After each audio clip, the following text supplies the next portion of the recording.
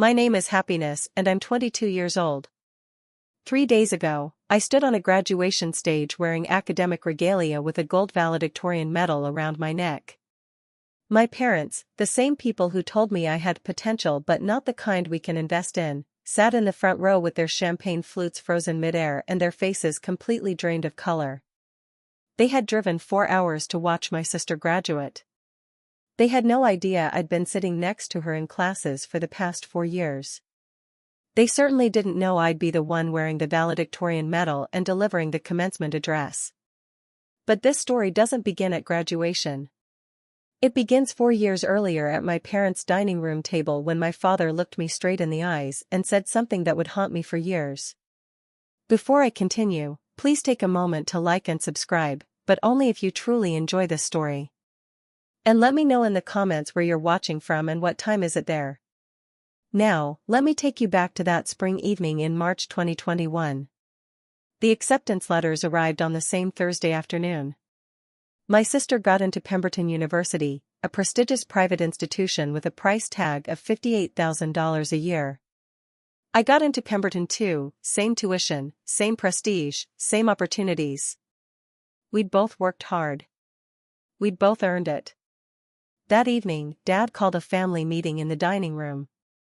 "We need to discuss your college plans," he said, settling into his chair at the head of the table like a judge preparing to deliver a verdict. Mom sat to his right, hands folded on the placemat. My sister sat across from me, already buzzing with excitement about dorm shopping and sorority rush. I sat clutching my acceptance letter, feeling a strange knot forming in my stomach. "We're so proud of both of you," Dad began, and for a moment, I felt relief wash over me. Then he continued. "We've decided to fully fund your sister's education at Pemberton. Tuition, room, board, meal plan, everything." My sister squealed. Mom beamed. I waited for him to say, "And yours too."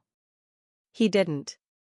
Instead, Dad turned to me, and his expression shifted, almost apologetic but firm, like he'd done the math and the number simply didn't work in my favor.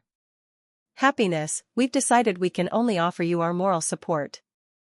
The words hung in the air like smoke. I couldn't breathe. "I'm sorry, what?" "Your sister has a very specific kind of potential," Dad explained, as if he were presenting a business proposal. "She's charismatic. She networks well. Her SAT scores are higher. The connections she'll make at Pemberton will pay dividends. It's a strategic investment." He paused, and what came next felt like the ground opening beneath me. "You're smart, Happiness. You work hard. But you're more steady. Reliable. There's just not the same return on investment with you." I looked at my mother. She wouldn't meet my eyes. I looked at my sister. She was already on her phone, probably texting her friends about her acceptance. "So what am I supposed to do?" My voice was barely a whisper. Dad shrugged, as if the answer were obvious. "You'll figure it out. You always do. Take out loans. Get scholarships. Work part-time. You're resourceful." That night, I didn't cry. I'd cried enough over the years, over forgotten birthdays, over being left out of family trips, over the small indignities that pile up when you're the daughter who doesn't quite shine bright enough. Instead, I sat in my room and made a decision that would change everything. If my parents saw me as a bad investment, then I'd prove them catastrophically wrong. And 4 years later, they'd realize their mistake in front of thousands of people. The thing is, this wasn't new. The favoritism had always been there, woven into the fabric of our family like a pattern everyone pretended not to see. When we turned 17, my sister got a brand new MacBook Pro with all the accessories. I got a refurbished tablet from 2015 with a cracked corner and a charging port that only worked if you held the cable at a specific angle. "We can't afford 2 laptops right now," Mom had said apologetically. But they could afford my sister's spring break trip to Cancun. They could afford her senior portraits with the professional photographer.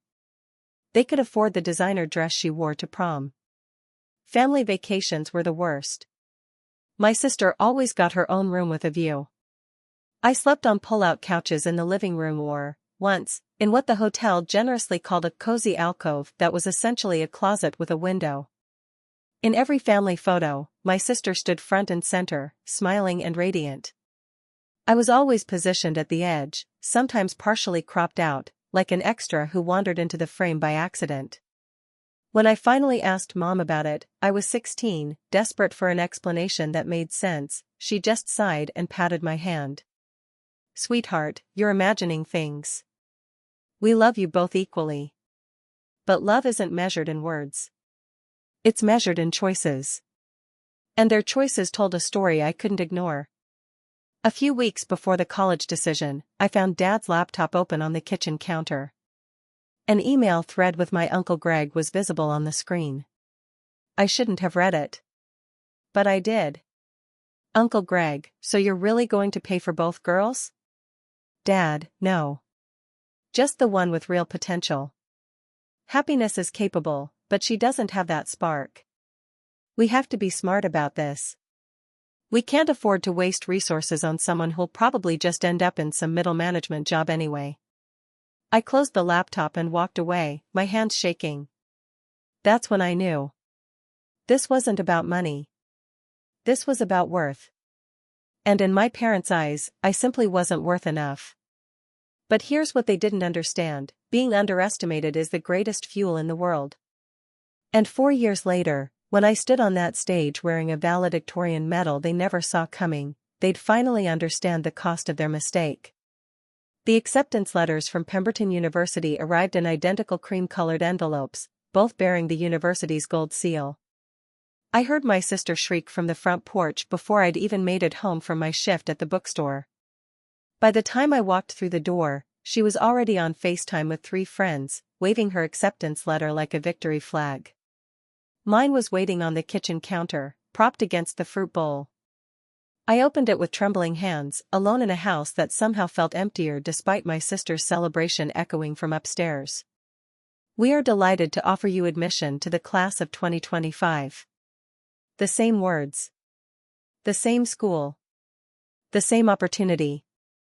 For exactly 12 hours, I let myself believe we were finally equal. Dad scheduled the family meeting for 6 o'clock the next evening, right after he got home from work. He used his important discussion voice on the phone, the one he reserved for serious family matters. Mom spent the afternoon cooking his favorite meal, pot roast with roasted vegetables, like she was softening him up for something. Or maybe preparing us. We sat in our usual spots around the dining table. Dad at the head, Mom to his right, my sister and I across from each other. The pot roast sat between us, barely touched. Nobody seemed to have an appetite except my sister, who kept sneaking glances at her phone under the table. "First, let me say how proud we are," Dad began, cutting into his meat with surgical precision. 2 daughters accepted to Pemberton. That's quite an achievement." My sister beamed. I felt the knot in my stomach tighten. "Your mother and I have discussed this extensively, and we've made some decisions about how to handle the financial side of things." He set down his fork and folded his hands, assuming what I'd come to recognize as his boardroom posture. "We're going to fully fund your sister's education. Full tuition, room and board, meal plan, books, everything she needs." The room went silent except for the sound of the kitchen clock ticking on the wall behind me. "That's amazing." My sister practically bounced in her chair. Mom reached over and squeezed her hand. I waited. Surely the next sentence would include my name. Dad turned to me, and I saw something in his eyes I'd never seen before, not quite pity, but close. Calculation mixed with apology.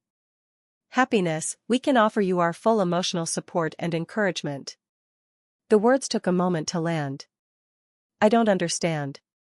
"We have to be strategic," he continued, as if explaining a business decision to a colleague. "Your sister's SAT score was 1580. Yours was 1490. She's president of 2 clubs. She has that natural charisma that opens doors. The connections she'll make at Pemberton, the opportunities she'll have access to, the return on investment is clear." Return on investment. He was talking about his daughter like a stock portfolio. But I got accepted too, I said, hating how small my voice sounded. Same school. Same standards. Of course you did. You're a hard worker, Happiness. Nobody's questioning that. Dad picked up his fork again, like the matter was settled. But we simply can't afford $116,000 a year for 2 tuitions. We have to make a choice, and we have to make the smart choice. Mom finally spoke up, her voice gentle but firm. You understand, don't you, sweetheart? This isn't about love. It's about being practical. But it was about love. It was about who they believed in. Who they thought was worth the sacrifice. My sister had already started typing on her phone again, probably updating her group chat. She hadn't even looked at me. There are loans, Dad added. Scholarships. You could work part-time. You've always been resourceful. I excused myself before dessert, claiming I had a headache. Nobody tried to stop me. As I climbed the stairs to my room, I heard my sister laugh at something on her phone, and my mother asking Dad if he wanted ice cream with his pie. That night, lying in bed staring at my acceptance letter, I made a promise to myself. I would go to Pemberton. I would sit in the same classes as my sister. And I would prove that their investment strategy was the biggest mistake they'd ever made. The college decision shouldn't have surprised me. The pattern had been there all along, written in 1,000 small moments I'd tried to convince myself didn't mean anything. When we turned 17, my sister came downstairs on our birthday morning to find a silver MacBook Pro on the kitchen table, wrapped in glossy paper with a giant bow. She screamed so loud the neighbors probably heard.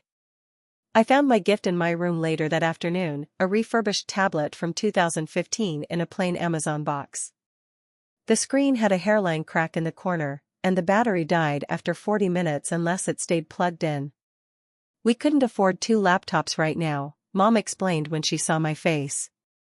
But this will be perfect for reading and taking notes, won't it? 3 weeks later, they paid $800 for my sister's spring break trip to Miami with her friends. When I asked if I could go on the French club trip to Montreal that summer, Dad said we needed to tighten our belts this year. The family vacations were always the worst. Every summer, we'd drive up to Lake George for a week. My sister would get her own room with a view of the water, a queen bed, her own bathroom with the fancy toiletries. I'd sleep on the pull-out couch in the living room where Dad watched TV until midnight, or in what hotels generously called bonus spaces. One year, when I was 15, they put me in what was literally a converted storage closet with a small window near the ceiling. It's cozy, Mom said brightly. Like your own little nook. My sister posted photos from her balcony overlooking the sunset while I tried to sleep 3 feet from the ice machine. I stopped complaining after a while. What was the point? The family photos told the story clearer than words ever could. In every picture, holidays, birthdays, vacations, my sister stood front and center, perfectly framed and glowing. I was always positioned at the edge, sometimes with half my face cut off, sometimes barely in the shot at all. Once, at my grandmother's 80th birthday party, I was cropped out entirely when they ordered prints. Oh, we didn't notice, Mom said when I pointed it out. You must have been moving when they took it. But the moment I truly understood came 6 months before the college letters arrived.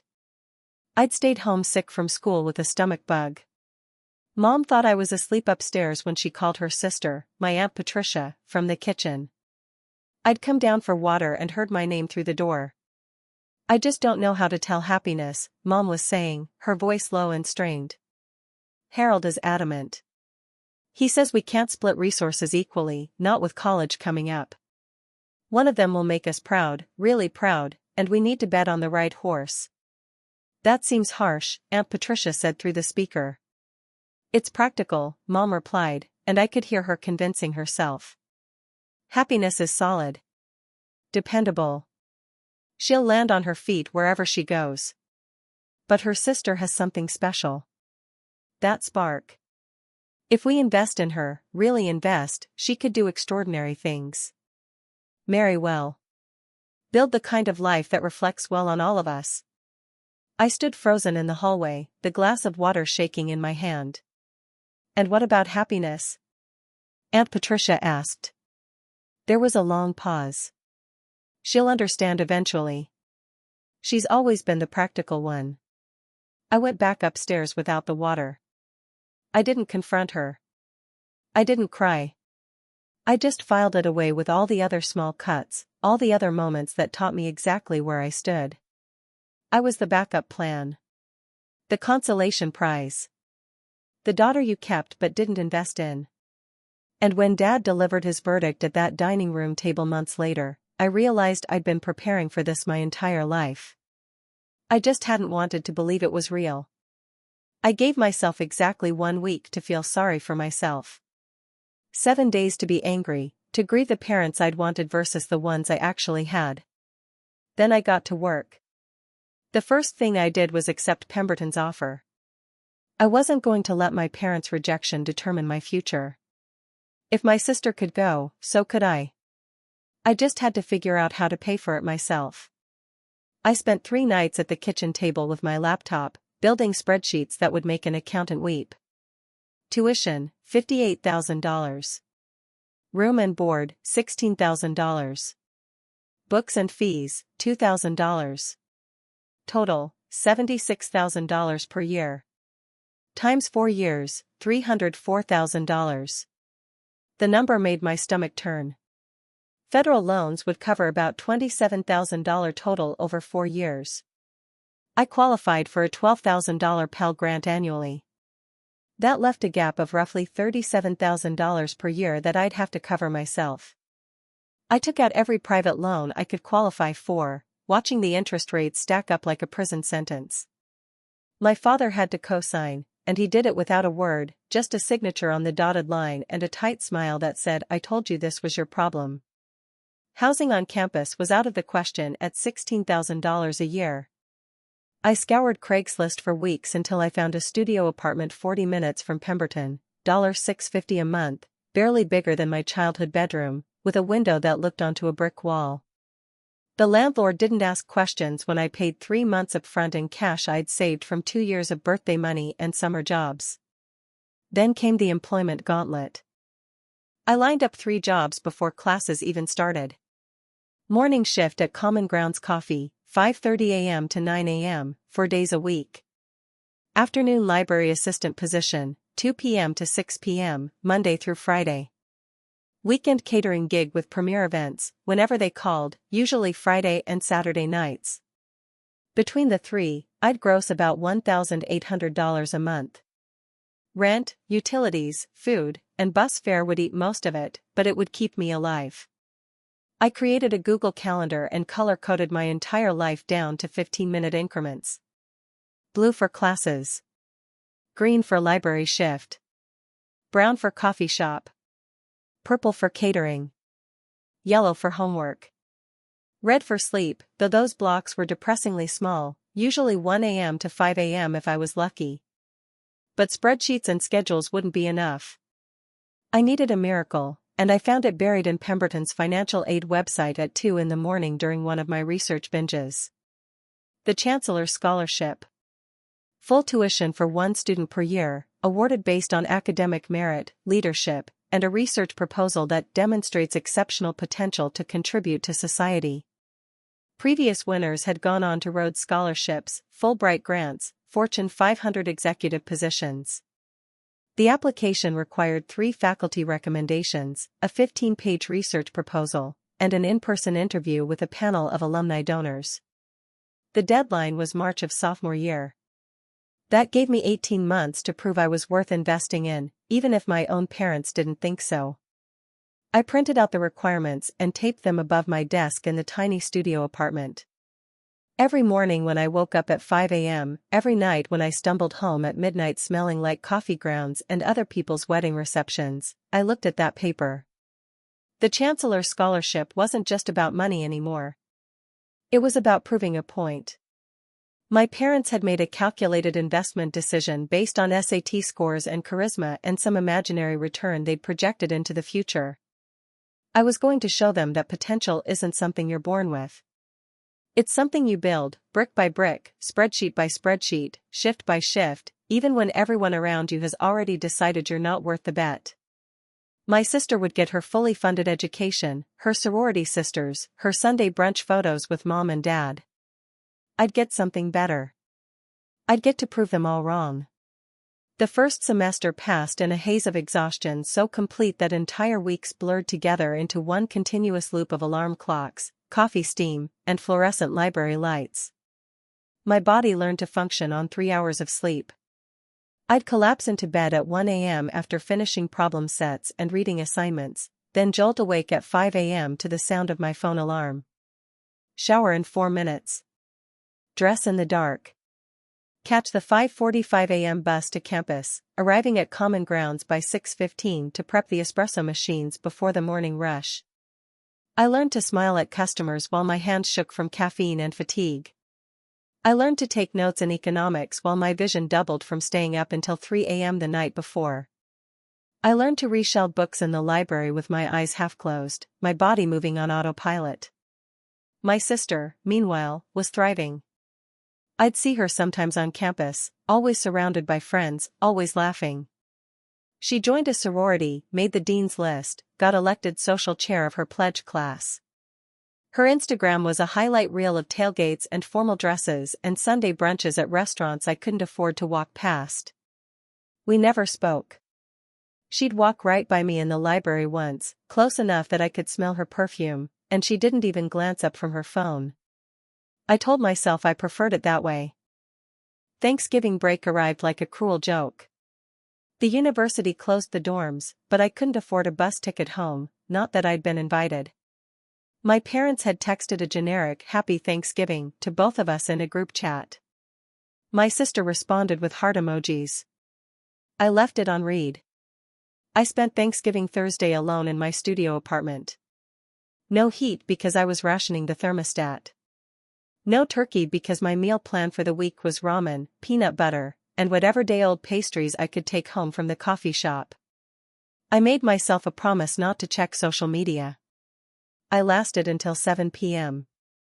The photo appeared on my mom's Facebook at 6:47 p.m. The whole family gathered around their dining room table, the one I'd sat at 1,000 times. My sister in a cream-colored sweater, perfectly posed. My parents on either side, smiling. My grandmother at the end, the good china laid out, a massive turkey in the center surrounded by all the traditional sides. The caption read, "So grateful for our girl and this beautiful family. Blessed beyond measure." I counted the place settings. 4. Not even an empty chair where I might have sat. I zoomed in on the photo, searching for any evidence that they'd thought of me at all. A fifth plate pushed to the side. An extra wine glass. Anything. There was nothing. I set my phone down and stared at the cup of instant noodles in front of me, the broth already congealing, the cheap sodium smell filling my tiny room. For 18 weeks, I'd held it together. I'd worked 3 jobs, aced my midterms, survived on willpower and spite and the desperate need to prove I was worth something. But sitting alone in that apartment on Thanksgiving, looking at a family photo that had erased me so completely they didn't even pretend I existed, something inside me finally broke. I cried for the first time since arriving at Pemberton. Not quiet tears, but the kind of sobbing that comes from somewhere deep and primal, the kind that leaves you gasping for air. I cried for the daughter I'd tried to be and failed at. I cried for the parents who looked at me and saw a liability instead of a person. I cried for every birthday, every vacation, every moment I'd been cropped out or pushed aside or told I wasn't quite enough. The noodles went cold. The photo stayed on my screen, mocking me. And when I finally stopped crying, when there was nothing left, I picked up my microeconomics textbook and got back to work. Because spite, I was learning, is a more reliable fuel than love ever was.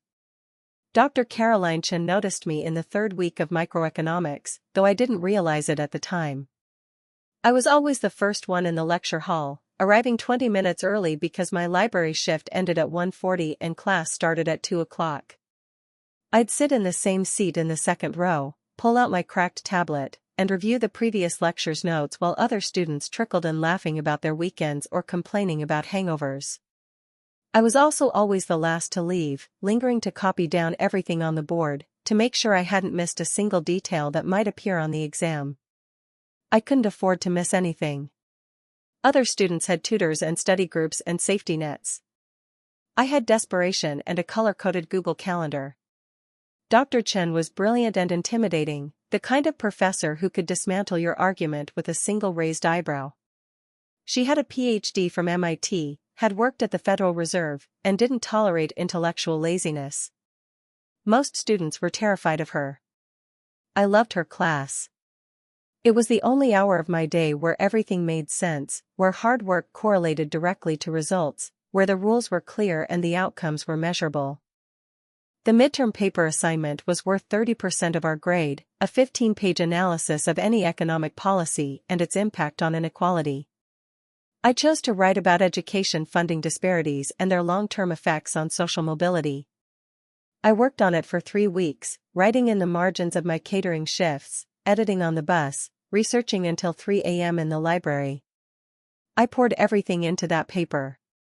Every statistic about students from low-income families. Every graph showing the correlation between parental investment and lifetime earnings. Every footnote was a knife I was sharpening. When Dr. Chen handed back the papers 2 weeks later, mine had a 98 at the top and a note in red ink, "Please see me during office hours." My stomach dropped. A 98 was good, but the note felt ominous. I showed up at her office on Thursday at 3 p.m., exhausted from my morning coffee shift and dreading whatever critique was coming. Dr. Chen's office was small but immaculate, lined with books and framed degrees. She gestured for me to sit. "Your paper was exceptional," she said, getting straight to the point. The research was thorough, the argument was airtight, and the writing was publishable quality. I waited for the but. Instead, she leaned forward and asked, "Are you okay?" The question caught me completely off guard. "I'm sorry?" "You're always the first one here and the last to leave. You look exhausted. And this paper," she tapped the manuscript, "this wasn't just academic analysis.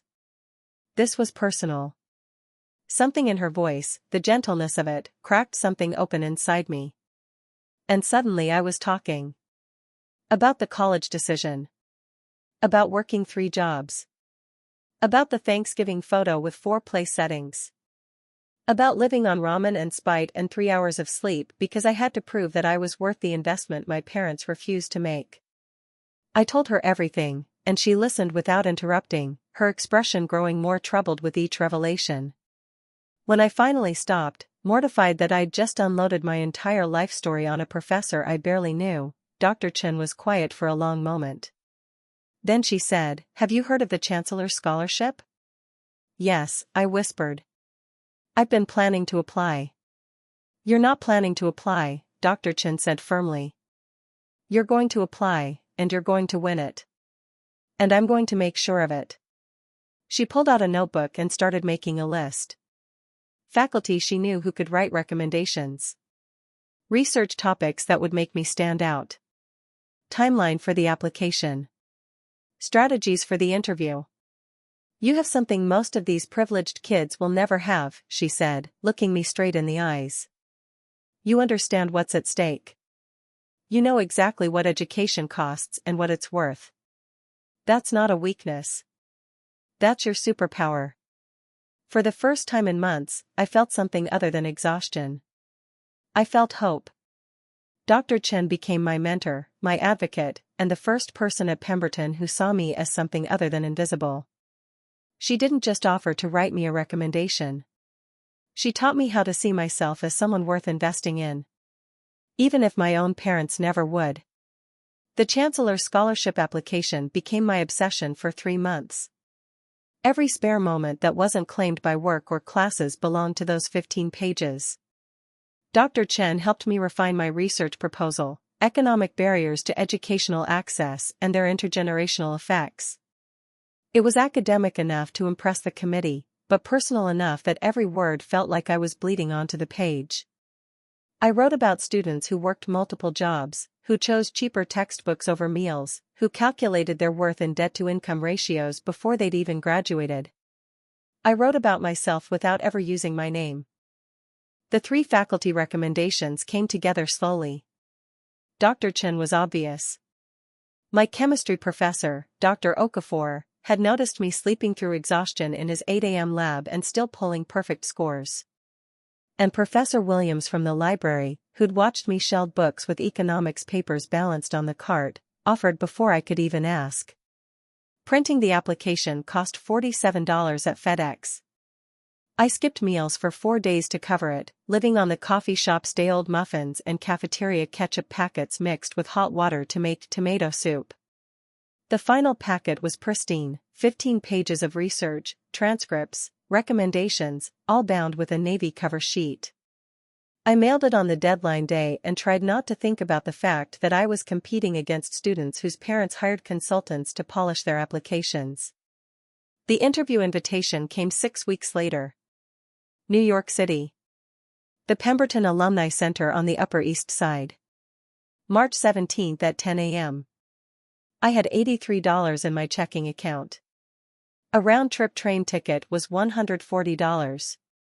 Hotels near the interview location started at $200 a night. I looked at the numbers until they blurred, trying to make the math work. It didn't. So I booked a Greyhound bus instead. Overnight departure at 11:30 p.m., arriving at Port Authority at 6:45 a.m.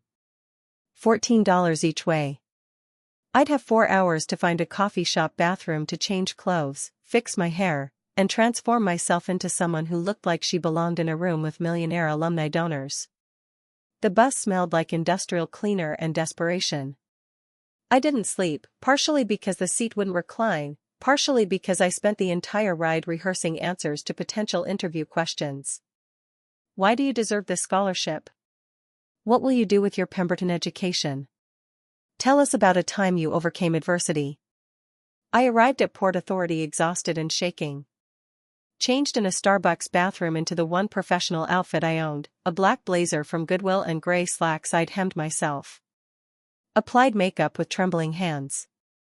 Looked in the mirror and barely recognized the composed young woman staring back. The interview was brutal. 5 alumni, all successful beyond measure, asking questions designed to expose weakness. They pushed on my research methodology. Challenged my conclusions. Asked pointed questions about my background that felt like they could see right through my carefully constructed professionalism to the girl who'd eaten ketchup soup for dinner. But I didn't break. I answered every question with data and passion and the kind of conviction that only comes from living the research you're presenting. I took the bus home that night, still in my interview clothes, not knowing if I'd done enough. The email came 7 weeks later at 2:47 a.m. during my library closing shift. Subject line, Chancellor Scholarship Decision. My hand shook so badly I almost couldn't open it. Dear Ms. Happiness, we are delighted to inform you that you have been selected as this year's Chancellor Scholar. Your full tuition will be covered for the remainder of your undergraduate education, effective immediately. I read it 3 times to make sure it was real. Then I walked into the library stacks where no one could see me and sobbed so hard I had to sit on the floor. Full tuition. For 2.5 more years. No more calculating which meals to skip. No more overnight buses. No more choosing between textbooks and rent. The next morning, I gave my 2 weeks' notice at the coffee shop and the catering company. I kept the library job because I actually liked it, and because Dr. Chen said having just one job might help me sleep more than 3 hours a night. But more than the money, more than the relief, was the validation. A committee of strangers had looked at my application and decided I was worth investing in. Even if my parents never would. With the Chancellor Scholarship lifting the weight of 2 jobs off my shoulders, I discovered something I'd almost forgotten: I was actually good at being a student. My GPA climbed from a respectable 3.6 to a 3.89 by the end of sophomore year, then to a 4.0 my entire junior year. Without the fog of exhaustion clouding everything, I could actually absorb the material instead of just frantically memorizing it. I joined Dr. Chen's research team. Started attending department seminars. Read papers for pleasure instead of survival. For the first time since arriving at Pemberton, I wasn't just surviving. I was excelling. My sister, meanwhile, continued living the college experience I'd seen in movies. I'd spot her sometimes around campus, always in the center of a laughing group, always perfectly put together in outfits that cost more than my monthly grocery budget. She rushed Kappa Delta her freshman year and made it through. Her Instagram became a carefully curated gallery of semi-formal dresses, bid day photos, and candid shots of her sorority sisters with captions like "blessed with the best" and "these girls are my forever." I didn't follow her account, but sometimes late at night I'd scroll through it like picking at a wound I couldn't leave alone. The posts that hurt the most were the ones tagged "family weekend" and "Sunday brunch." My parents visited her once a month, like clockwork. They'd take her to expensive restaurants near campus, tour the new academic buildings, attend her sorority events. My mother would post photos with captions like "so proud of our girl" and "making memories with our favorite Pemberton student." They were 15 minutes away from my apartment. They never called. We existed in parallel universes that occasionally overlapped in physical space but never touched. I'd see her in the dining hall surrounded by her sisters while I ate alone with a textbook propped against my water bottle. I'd pass her on the quad where she'd be tossing a frisbee with friends while I walked to the library with my backpack full of research materials. She never once looked at me.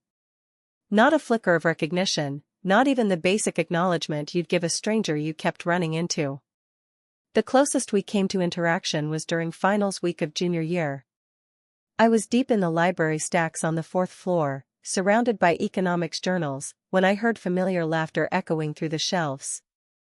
My sister emerged around the corner with 2 of her sorority sisters, all 3 of them clearly procrastinating from studying.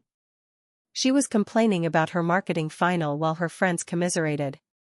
She walked within 3 feet of where I sat. Close enough that I could smell her expensive perfume, the same brand my mother wore. Close enough that I could see she was wearing the designer watch my parents had given her for her 21st birthday. I held my breath, frozen, part of me desperate for her to notice me and part of me terrified of what I'd say if she did. She glanced in my direction briefly, her eyes passing over me like I was part of the furniture, then continued her conversation without breaking stride. "Anyway, Mom and Dad are taking me to that new Italian place on Sunday," she said to her friends as they disappeared around the next row of shelves. "You guys should see the menu, it's amazing." I sat there for a long time after they left, staring at the journal article I'd been reading without seeing any of the words. We'd shared a womb. Shared a bedroom for 18 years. Shared DNA and a last name and parents who'd made a choice about which one of us mattered more. And now we shared a campus, walking the same paths, breathing the same air, living completely separate lives where I was invisible and she was celebrated. Sometimes I wondered if she even remembered I went to Pemberton. If she'd ever noticed my name on a dean's list posted in the academic buildings. If it ever crossed her mind that her sister might be somewhere nearby, watching her live the life that could have been mine if I'd just been born with a little more spark, a little more immediate promise, a little more whatever quality made me worth the investment. But mostly, I stopped wondering. I had work to do. And a 4.0 GPA to maintain. The email arrived on a Tuesday morning in late April, 2 weeks before graduation. Subject line: "Congratulations from the office of the dean." I was sitting in my apartment eating cereal before my library shift, scrolling through my phone out of habit, when I saw it. My heart did a strange flutter. Emails from the dean's office were either very good or very bad, and I'd learned not to assume which. I opened it. "Dear Happiness, it is my great honor to inform you that you have achieved the highest cumulative GPA in the College of Arts and Sciences for the class of 2025. As such, you have been selected as this year's valedictorian. You will deliver the commencement address at the graduation ceremony on May 15th. Please contact my office at your earliest convenience to discuss the details of your speech and the ceremony proceedings. This is a remarkable achievement, and the entire Pemberton community is proud of you. Congratulations, Dean Rebecca Martinez." I read it 5 times. Then I set my phone down and stared at the wall of my tiny apartment, the words slowly sinking in. Valedictorian. The highest GPA in the entire college. Not just good. Not just solid. The best. Better than every student whose parents had paid their tuition without blinking. Better than every kid who'd never worked a day in their lives. Better than my sister, who'd had every advantage and every ounce of my parents' belief. Better than all of them. I should have felt triumphant. Instead, I felt something stranger, a quiet, certain knowledge that everything was about to change. I didn't tell anyone except Dr. Chen, who cried in her office and pulled me into a hug that lasted long enough to be awkward and perfect. I didn't post about it. Didn't call my parents. Didn't send a family group text.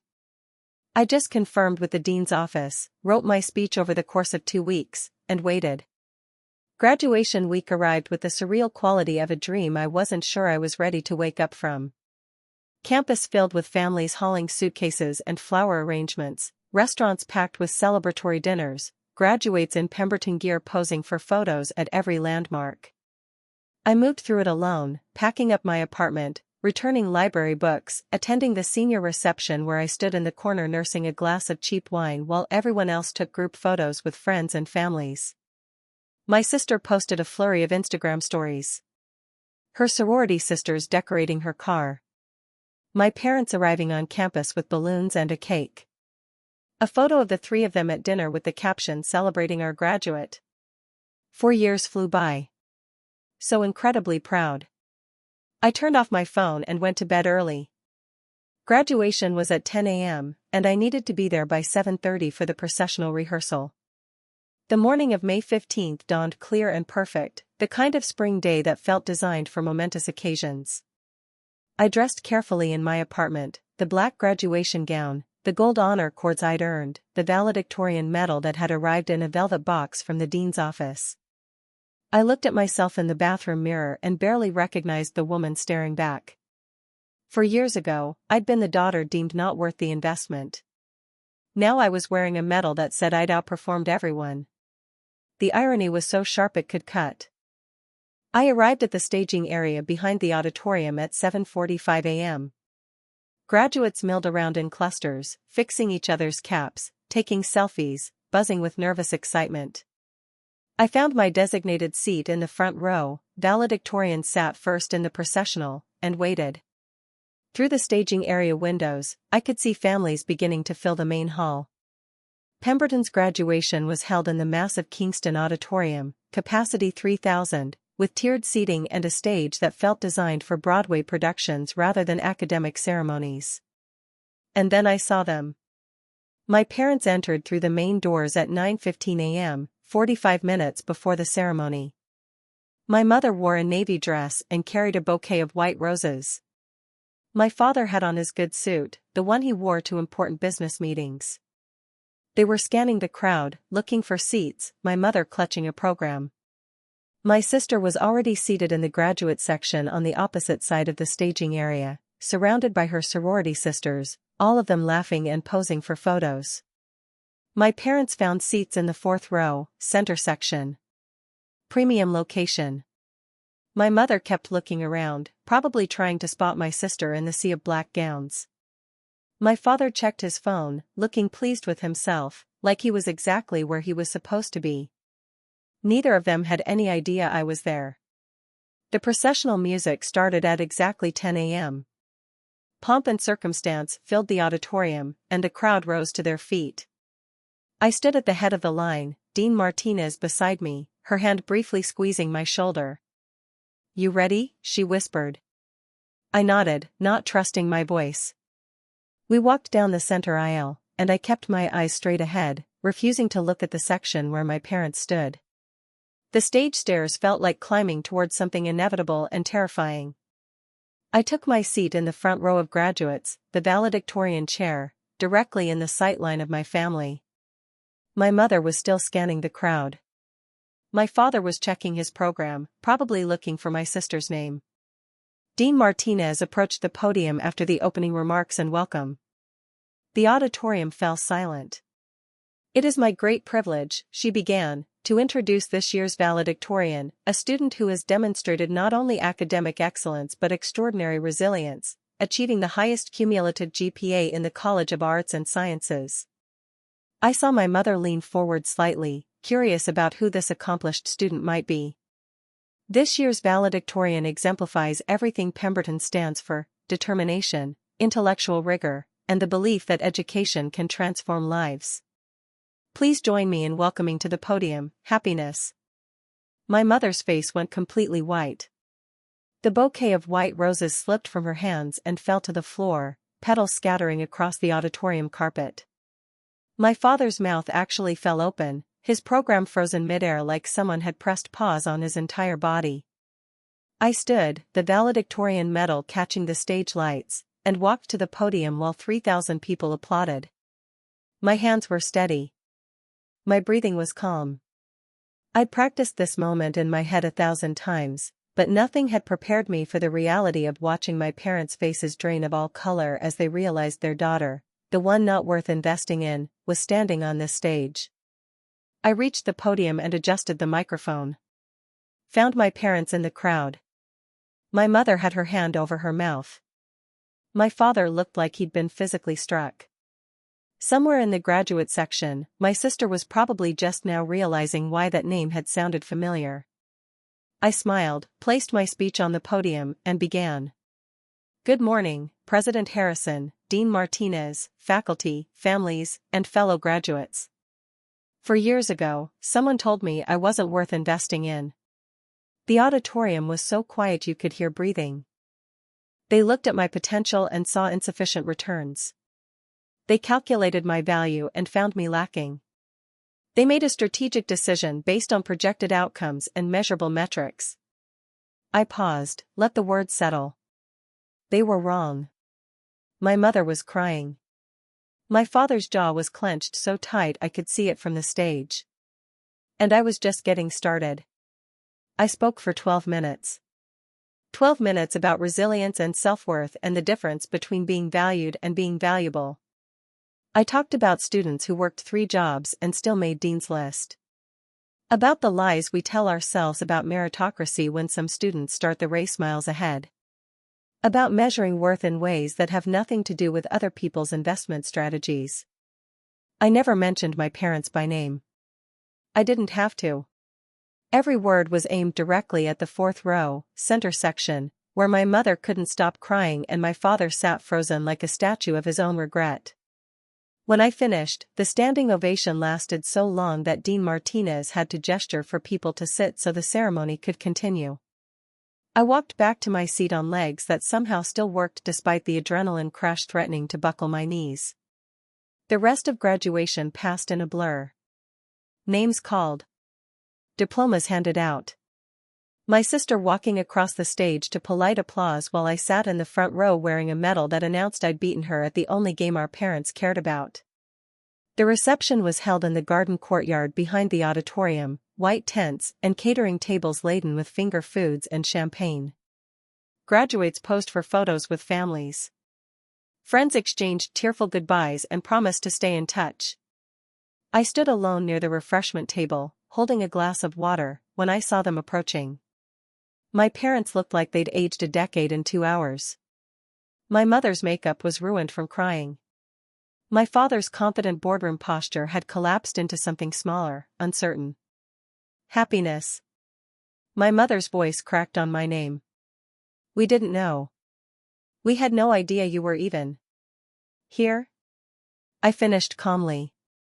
At Pemberton? In the same classes as her? Top of my class? My father cleared his throat. We need to talk. To explain. There's nothing to explain, Dad. I kept my voice level, almost gentle. You made a business decision based on projected returns. You calculated the investment and allocated your resources accordingly. I understand completely. No, you don't. My mother reached for my hand, but I stepped back slightly. We were wrong. So terribly wrong. If we'd known. If you'd known I'd be valedictorian, you would have funded my education? I let the question hang in the air between us. That's the problem, Mom.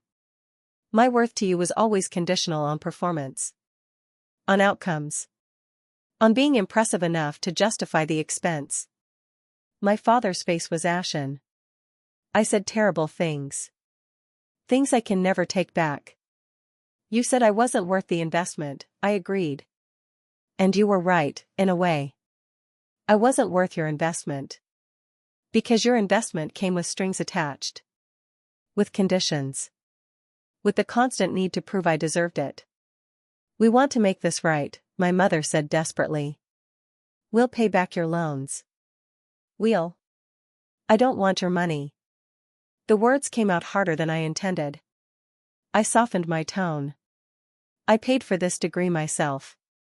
I earned every credit, every grade, every honor without your help. And that matters to me more than you'll ever understand. My sister appeared then, hovering at the edge of our conversation, still in her graduation gown but looking smaller somehow. She'd been crying too. I didn't know, she said quietly. All this time, I didn't know you were here. I looked at her, this person I'd shared a childhood with, and felt nothing but a strange, distant sadness. I know you didn't. I'm sorry. Her voice was barely a whisper. For what? I asked, genuinely curious. For not noticing me? For getting the college fund and the visits and the family photos? You didn't do anything wrong. You just existed, and they chose you. That's not your fault. My mother was sobbing now, and my father looked like he might be sick. I forgive you, I said to both of my parents, and I meant it. I forgive you for the college decision and the birthday laptops and the Thanksgiving photos with 4-play settings. I forgive you for measuring my worth against hers and finding me insufficient. I forgive all of it. My mother looked hopeful for the first time. But, I continued, forgiveness doesn't mean things go back to how they were. Because they can't. You can't unknow what you did. And I can't unlearn what I'm worth. What does that mean? My father asked hoarsely. It means I'm moving to Boston in 2 months for a job as a financial analyst. It means I'll see you at Thanksgiving and Christmas, and we'll be civil and polite. It means I'll answer when you call, but I won't call first. It means you'll be in my life, but you won't be my life. I set down my water glass and picked up my diploma from where I'd placed it on the table. It means I'm done trying to earn something you should have given freely. I walked away while they stood there, leaving them with their tears and their regrets and the daughter they'd invested in, who looked just as lost as they did. Dr. Chen found me 20 minutes later sitting alone on a bench near the library. She sat down beside me without saying anything, and we watched the celebration continue around us. You did it, she finally said. Yeah, I replied. I did. 2 years later, I'm 24 years old and living in a 1-bedroom apartment in Boston's North End. I work as an analyst for a consulting firm, and I'm good at my job, good enough that they promoted me after 8 months. I've paid off half my student loans. The other half will be gone in 3 more years. I volunteer every Saturday with College Possible, a nonprofit that helps first-generation students navigate the financial aid process. I review scholarship applications and write recommendation letters and tell 17-year-olds who think they're not worth the investment that they're wrong. I see my family twice a year, exactly as promised. Thanksgiving and Christmas, 2 days where we sit around a table and make polite conversation about weather and work and neutral topics that don't require us to acknowledge the crater-sized hole in the middle of our relationship. My sister got engaged last year to a man our parents approve of. They're planning a wedding for next spring. I'll go. I'll smile in the photos. I'll be civil and kind. But I won't be the sister I was 4 years ago, desperate for their approval and willing to accept crumbs of affection as if they were full meals. My parents try, in their own way. They send birthday cards now. They ask about my job. My mother occasionally texts to share articles she thinks I'd find interesting. But they can't undo the math. They can't recalculate the investment and pretend they didn't choose one daughter over the other based on projected returns and measurable potential. And honestly, I don't need them to. Because somewhere between that first terrible family meeting and standing on a stage wearing a valedictorian medal, I learned the most important lesson of my entire education. Being worth the investment was never about them. It was never about proving my father wrong or earning my mother's belated approval or outperforming my sister to justify my existence. It was about proving it to myself. I was worth it. I am worth it. Not because of my GPA or my job title or the medal gathering dust in a box in my closet. But because I decided I was, and I refused to accept any other answer. That's a lesson you can't learn in any classroom, and it's worth more than any scholarship or inheritance or parental college fund could ever be. I invested in myself. And the returns have been extraordinary.